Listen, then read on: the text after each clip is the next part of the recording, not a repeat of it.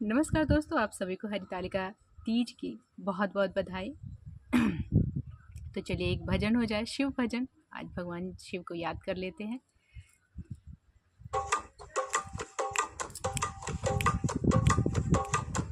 लैल्या हमरी खबरिया हो गौरा के संवरिया, लैल्या हमरी खबरिया हो गौरा के संवरिया।